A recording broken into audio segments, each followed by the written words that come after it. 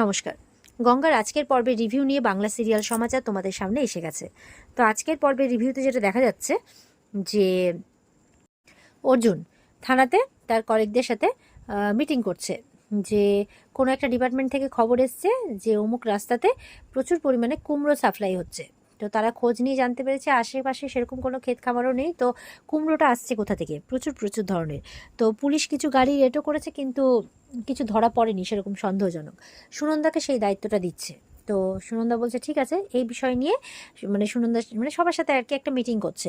তখন একদম অহনা হুটোপাটি করে দৌড়াতে দৌড়াতে সেখানে ছুটে চলে আসে, কোনো ম্যানার্স নেই, কোনো কিছু নেই। আবার এসে বলছে আমি তোমার নাম করে এখানে দৌড়ে ছুটে চলে এসেছি, কিচ্ছু করার নেই আমার, তোমার সাথে জরুরি কথা আছে, ভেতরে এসো। এই বলে অর্জুন তখন সবাইকে বলছে ঠিক আছে তোমরা কন্টিনিউ করো, আমি এক্ষুনি আসছি। এই বলে অর্জুন ঘরে গিয়ে বলছে এটা কি হলো, আমি একটা জরুরি মিটিং করছিলাম আর তুমি এখানে চলে এলে মানে? তখন বলছে না, আসলে আজকাল তো তোমার ডিউটির থেকেও বড় হয়ে গেছে গঙ্গার উপর রেসপন্সিবিলিটি, তো সেই জন্যই ভাবলাম আমিও হয়তো এরকম চলে আসতেই পারি, তাতে হয়তো সেরকম কোনো তোমার সমস্যা হবে না, এরকম টোন্টিং করে কথা বলছে। তো অর্জুন বলছে তোমার এই খোঁচা মেরে কথা বলাটা না আমার একদম পছন্দ হয় না, যেটা বলতে এসছো সেটা বলো। তো বলছে হ্যাঁ আমি বলতে এসেছি, তুমি কি আসলে কি চাইছো বলো তো, কি চাইছো? তুমি নিজে গঙ্গাকে ট্রেন করাচ্ছ, ব্যাপারটা কি? তখন বলছে যে হ্যাঁ, কারণ ও কোনো সুইমিং ক্লাব নিতে চায়নি, তাই জন্য আমাকে ট্রেন করাতে হচ্ছে। তখনও বলছে তুমি কবে থেকে ট্রেনার হয়ে গেলে শুনি? তো বলছে না আমি তো ট্রেনার নই। তাহলে ঠিক আছে, তোমার যখন এত সমস্যা হচ্ছে আমি ট্রেন করাচ্ছি বলে, তো তুমি তো একজন ইন্টারন্যাশনাল ব্যাপের সুইমার, তো তুমি ট্রেন করো, তোমার থেকে ভালো ট্রেনার তো হতেই পারে না। তখন বলছে কি, আমি ওই বস্তির ওই মেয়েটাকে আমি ট্রেন করব? তুমি ভাবলে কি করে অর্জুন? সত্যি অর্জুন বলছে দেখো, ও আমার দায়িত্ব, শুধুই দায়িত্ব, আর ওকে আমি নিজের পায়ে দাঁড় করাতে চাই, এটা এইটুকুই, ব্যাস, এর থেকে বেশি কিছু নয়।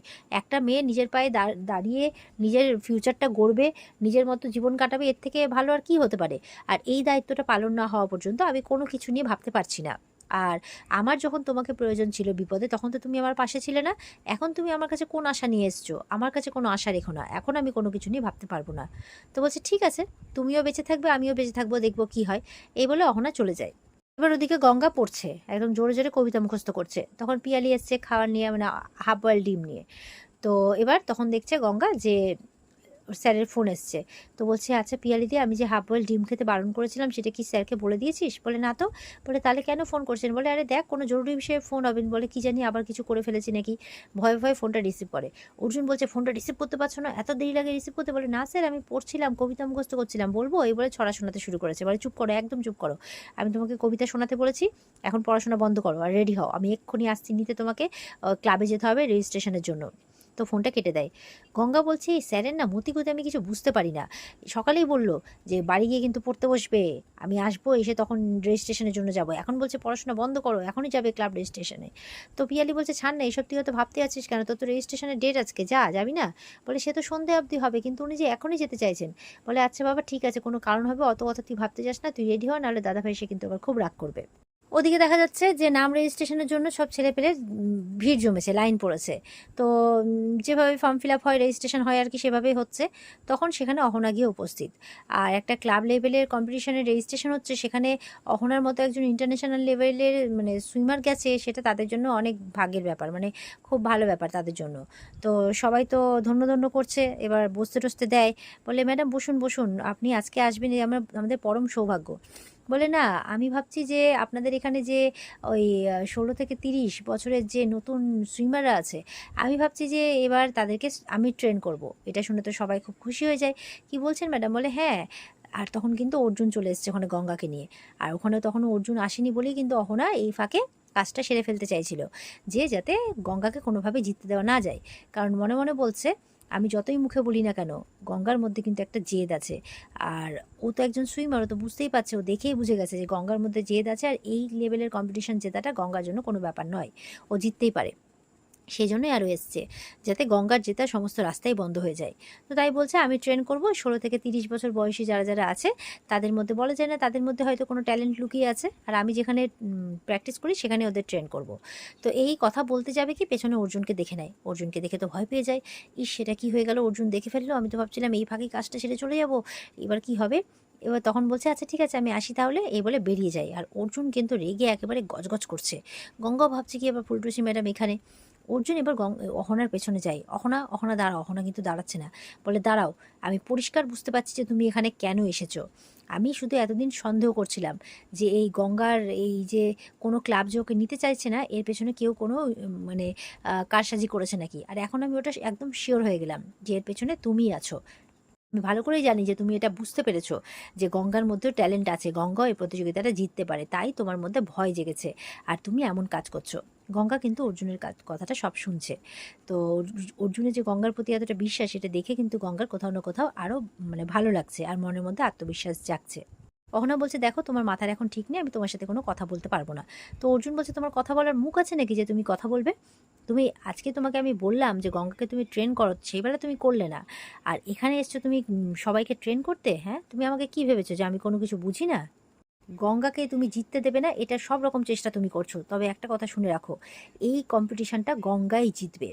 আর এটা আমি দাবি করে তোমাকে বলতে পারি, এটা আমার জেদ, আর আমি তোমাকে চ্যালেঞ্জ করছি যে গঙ্গা জিতবেই আর গঙ্গা ইন্টারন্যাশনাল ম্যাপে সুইমার হবেই। তো গঙ্গার তো এই তার স্যারের ওর প্রতি আত্মবিশ্বাস দেখে গঙ্গার তো খুব ভালো লাগে। গঙ্গাও মানে মনে মনে জেদ ধরে যে সেও স্যারের সম্মান রাখবে, সে স্যারের মাথা নিচু হতে দেবে না। তো অর্জুন কোনো কথা না মানে অহনা আর কি কোনো কথা না বলে ওখান থেকে মাথা নিচু করে কিন্তু বেরিয়ে যায়।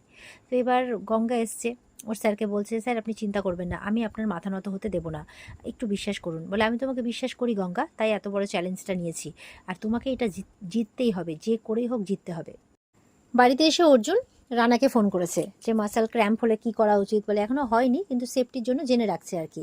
তো ভাবছে যে ওর কাছে গিয়ে, রানার কাছে গিয়ে একটু মাঝে মধ্যে ফিজিওথেরাপিগুলো শিখে নেবে গঙ্গার জন্য, মানে গঙ্গার কোনোভাবেই যাতে অসুবিধে না হয় আর সে যাতে কম্পিটিশনটা যে করে হোক জেতে।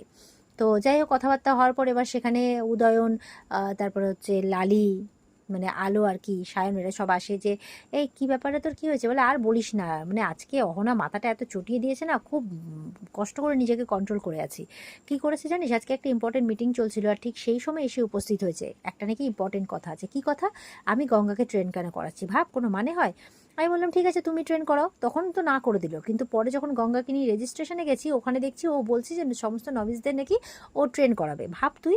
তখন আরও বিরক্ত হয়ে যায়, মানে ও কোনোভাবেই চায় না যে গঙ্গা কম্পিটিশনটা জিতুক। তো উদয়ন বলছে এর একটাই কারণ, কারণ গঙ্গার মধ্যে জেতার সম্ভাবনা আছে, এটা ও পরিষ্কার বুঝতে পেরেছে। তো অর্জুন বলছে হ্যাঁ, আমি ওই জন্য চ্যালেঞ্জ ছুড়ে দিয়েছি যে গঙ্গা জিতবেই। তো লালি বলছে আবার একটা চ্যালেঞ্জ, মানে এর আগে চ্যালেঞ্জের মুখোমুখি হয়ে ওর যা অবস্থা হয়েছিল, ওর চাপে না পড়ে। তখন উদয়ন বলছে ও যা লড়াকু মেয়ে, ওর জন্য এই চ্যালেঞ্জটা এমন কোনো বড় ব্যাপার হবে না। অর্জুন বলছে হ্যাঁ, আমিও এটাই চাই যে ও এবার জিতে দেখাক। তো এই সব কথাবার্তা হচ্ছে ওদের মধ্যে। এদিকে গঙ্গা অ্যালার্ম লাগাচ্ছে ফোনে, আর পিয়ালিদিকে আরেকটা অ্যালার্ম ক্লকও আনতে বলেছে। তো বলছে কি রে, তুই তো এমনি সকাল সকাল উঠিস, আবার তো অ্যালার্মের কি প্রয়োজন, মোবাইলেও তো অ্যালার্ম দেওয়া যায়। বলে না রে, দু জায়গায় একসাথে না বাজলে আমি যে মরার মতো ঘুমাই, তখন আমি উঠতে পারবো না 3টার সময়। বলে 3টার সময় উঠে তুই কী করবি? বলে তখন আমি ছুটতে বেরোবো, না হলে হবে না, আজকে ক্লাবে যা হলো সবটা বলে, তো তারপরে আমাকে বেরোতেই হবে, তাহলে প্র্যাকটিসের আরেকটু মানে সময় পাওয়া যাবে। তো বলছে রাত 3টার সময় রাস্তাঘাট কিন্তু নির্জন থাকে, এই স্যার দাদাভাই জানে? বলে না না স্যার জানেন না, আসলে দেখ উনি তো পরিশ্রমী মানুষ, জানতে গেলে উনি উঠে বসে থাকবেন, তখন ওনার ঘুম হবে না, ওনাকে বলা যাবে না। পিয়ালি বলছে দেখ খুব সাবধান কিন্তু, হ্যাঁ ওই টাইমে রাস্তাঘাটে লোক থাকে না।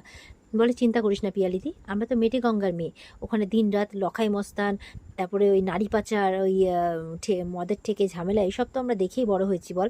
তো ওখান থেকে আসা মেয়ে এখানে এত নিরাপদভাবে আছে, এখানে আবার ভয় কিসের? তুই চিন্তা করিস না, আমার কিচ্ছু হবে না। এই বলে পিয়ালিকে পাঠিয়ে দেয় আর নিজে একদম শুয়ে পড়ে। আর এরপরে 3টে বেজে গেছে, অ্যালার্ম বাজতে শুরু হয়েছে, দু জায়গাতে অ্যালার্ম বেজে উঠেছে। ওর তো খুব কষ্ট হচ্ছে ঘুম থেকে উঠতে, কিন্তু তবুও কিন্তু ঘুম থেকে উঠে একেবারে বেরিয়ে পড়ে রাস্তায় ছুট লাগাতে। তো ছুটতে ছুটতে হাঁপিয়ে যাচ্ছে, তারপর ভাবছে না না, ছুটতেই হবে ছুটতেই হবে। আর ওদিকে কিন্তু অর্জুনও উঠে পড়েছে, ও তো ওই টাইমটাতে এক্সারসাইজ করে, জিম করে, বাড়ির মধ্যে জিম আছে, তো করতে শুরু করেছে। আবার মেঘনাথকেও উঠিয়েছে। মেঘনাথ বলছে কি রে, তুই এই টাইমে উঠে এক্সারসাইজ করিস বলে তোর এত বডি, আমার দেখ কিছুই নেই। বলে হবে কি করে, ডিসিপ্লিন আছে নাকি? কোনো কোনো ডিসিপ্লিন নেই তো, একদিন করিস 4 দিন করিস না। বলে আমি তোর মতো হতে পারবো না রে ভাই, পারবো না, একদমই পারবো না। তো এই সব কথাবার্তা হচ্ছে, আর গঙ্গা কিন্তু বেরিয়েছে।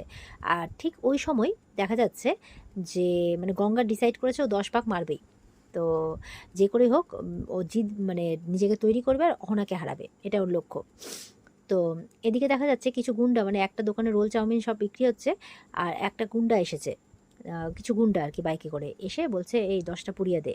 আর ও আবার একটা ঘরের মধ্যে ঢুকে ওই সাদা সাদা রঙের প্যাকেটের পুড়িয়াগুলো তাকে দেয়, আর সে কিন্তু একটা মোটা টাকার বান্ডিল পেয়ে যায়। তো সেইটা কিন্তু গঙ্গা দেখে ফেলে। এরকম জিনিসটাকে ওদের মেটে গঙ্গাতেও হতো, ভোম্বলের দোকানে। তো ভোম্বল তো গ্রেপ্তার হয়েছিল, এবার সেই সব এখানেও চলছে আর ওরই চোখে পড়েছে। তো এবার ডিসাইড করে এক্ষুনি গিয়ে স্যারকে খবর দিতে হবে। আর এখানেই কিন্তু আজকের পর্ব শেষ হয়ে যায়। তো পরের দিন আমরা দেখতেই পাবো যে স্যারকে গিয়েও খবরটা দেবে, কিন্তু সেখানে তো মেঘনাথ উপস্থিত থাকবে। আর মেঘনাথ তো অলরেডি এই ব্যাপারগুলো জানে, কারণ মেঘনাথের তদারকিতে এই ব্যাপারগুলো চলে আর কি। আর এই যে নেশার জিনিসগুলো পাচার হচ্ছে, এটা হচ্ছে অহনার বাবার নাকি এই কারসাজিগুলো আছে, মানে অহনার বাবার যে ব্যবসা সেখানে নাকি এই নেশার জিনিসও পাচার হয়।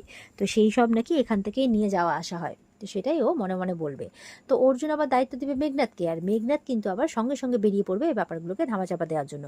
কিন্তু গঙ্গার হয়ে যাবে সেখানে সন্দেহ। আমরা এমনটাই দেখতে চলেছি আগামীকালকে রিভিউতে।